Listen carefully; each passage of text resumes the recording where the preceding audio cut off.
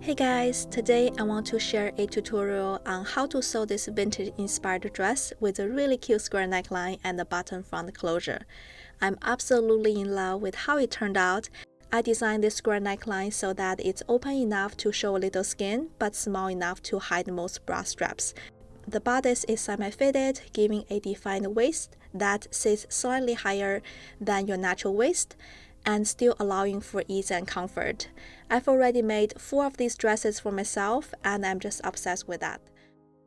For this tutorial, I use a little over 2 yards of this beautiful dusty pink linen that is enzyme washed, which means it's a little softer and less wrinkly than a normal linen fabric.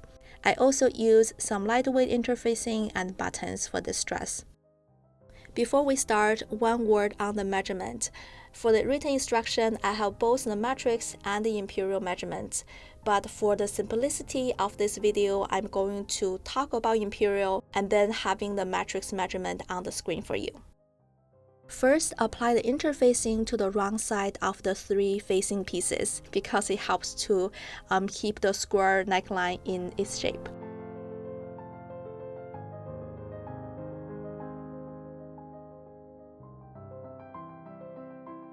And now with the right sides together, sew the shoulder seam of the facing pieces with a 1/2 inch seam allowance.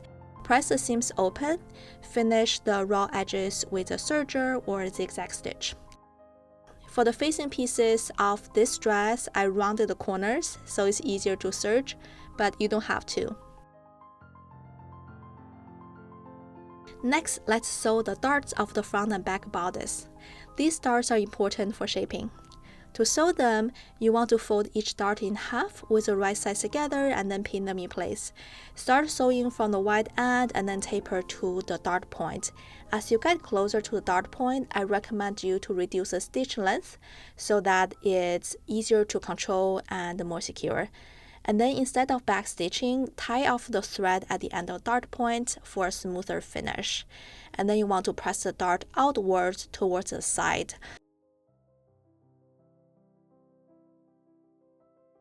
And now let's make the bodice. With the right sides together, sew at the shoulder seam of the front and back bodice. Press the seams open and then finish the raw edges using a serger with zigzag stitch. Let's apply the interfacing to the wrong side of the front bodice, front skirt placket.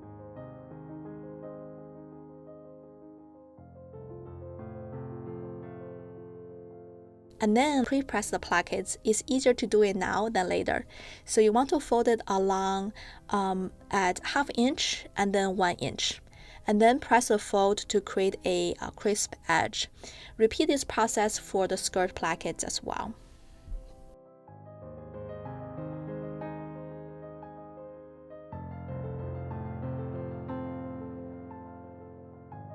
And now it's time to attach the facing and create a very crisp square neckline.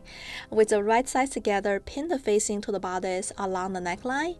And here's the trick to hide the facing neatly underneath the placket. You want to fold the placket backwards and then place the facing on top of the placket. The facing should end around the center of the placket. And then sew around the neckline.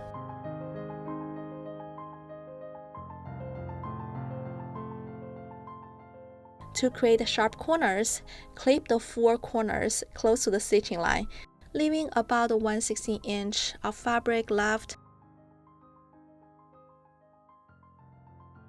Since the raw edges will be enclosed between the facing and the bodice, I use pinking shear here. I also recommend to understitch the facing to the seam allowance. This prevents the facing from rolling outward and keep the necklines crisp. And now turn the facing and button plackets to the inside and press everything flat.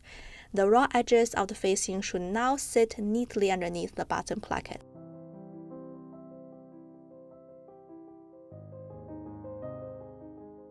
Let's move on to the sleeves. First, we'll create the gathers. Sew 2 rows of long gathering stitches between the notches, both at the sleeve cuff and also the sleeve bottom, which connects to the sleeve cuff. I recommend stitching at about 3/8 and 5/8 inches from the edge. Make sure to leave long thread tails so that you can pull them together. For the cuffs, I fold each pieces in half lengthwise with the wrong side together and press. Then fold one long edge at 3/8 towards the inside and press again. With the right sides together, align the non-folded edge of the cuff to the gathered sleeve bottom. Adjust the gather so that the pieces will fit and then sew them in place. There's no need to finish the seam because it's gonna be enclosed later.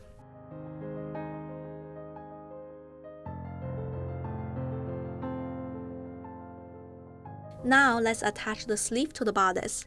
I use a slightly unconventional way, but I really love this method. So with the right sides together, put the sleeve pieces on the bodice along the armhole, and then you want to pin them together from the side seam and walking and pinning it slowly towards the sleeve cap. You want to leave the gather section for last. Once you have pinned on both sides, adjust the gathers so that it fits and distribute them evenly before sewing, and then finish on the raw edges. And we'll leave the side seam open for now. Let's move on to attaching the skirt. If you're adding pockets, you want to sew them first. With the right sides together, align the pocket pieces with the skirt and the notches. Sew using a slightly smaller 3/8 seam allowance and finish the raw edges. Because I have a serger, I clip into the fabric at about 1/4 inch from the edge so that I can serge between the pockets. Press the pocket open and top stitch about 1/8 inch from the seam to keep them laying flat. Do the same for the other 3 pockets. And now we have the bodice and skirt pieces with the side seam open. Next, gather the skirt just like the sleeves. Pull the thread to match the bodice width and then distribute the gathers evenly. Make sure that the plackets are folded open at the waist seam before sewing. And then you want to sew and finish the raw edges and press the seam upward. Now let's take care of the side seams. With the right sides together, sew the side seam from the sleeve cuff all the way to the hem, and then finish the raw edge. This step is very satisfying in my opinion. And now let's finish those sleeve cuffs. So now you want to fold them to the inside along the folded line that you have pressed previously, and make sure that the folded edge just covers the seam by a little bit, and then pin them in place. Next, stitch in the ditch to catch the inside fold of the cuff. Go slowly to make sure that the stitch remains hidden within the seam for a cleaner finish. Alternatively, if this seems too tricky for you, you can do a top stitch along the top edge of the cuff. So this will probably be easier to catch the fabric underneath, but that's up to you. And now let's finish hemming the dress. For the hem, I'm using a 1-inch seam allowance. You can choose either a single fold or double fold method. For the single fold hem, what I did is I used a serger with a tighter tension so that the stitch gathers slightly. That will make it easier to fold it and fit the curve of the skirt.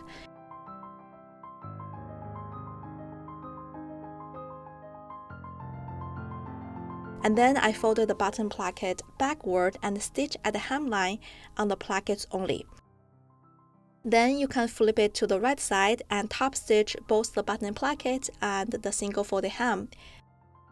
I like to top stitch the placket first and then move on to the hem.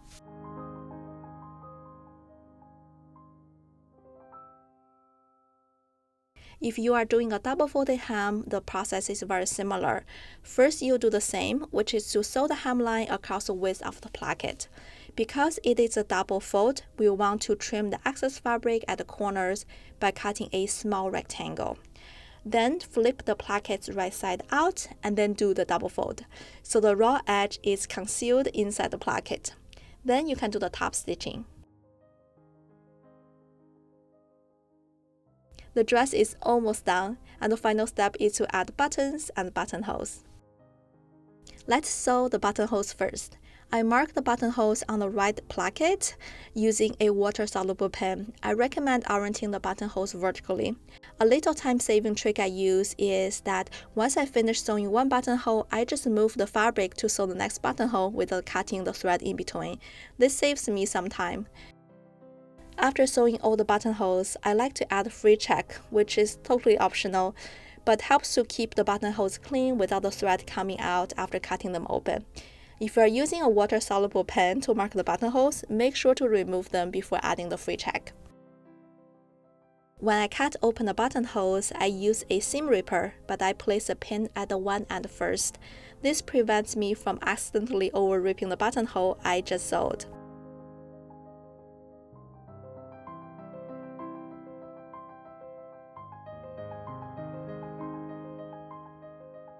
And now for the buttons.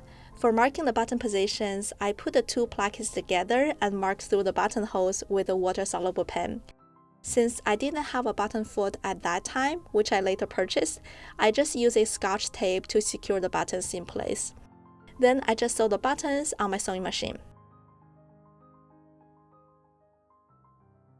Once that's done, I turn to the other side and tie the thread so that the buttons are secure.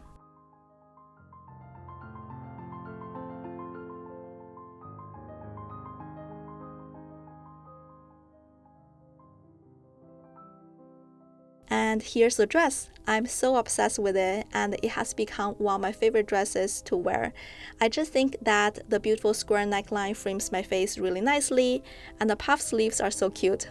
I also love the soft gathered long skirt that I find very flattering. It's not over gathered to make my waist look big, but just gathered enough to hide my belly. And it's just so comfortable to wear because it's semi-fitted. I hope you guys find this video helpful, and if you're interested, the pattern is available through the link in the description.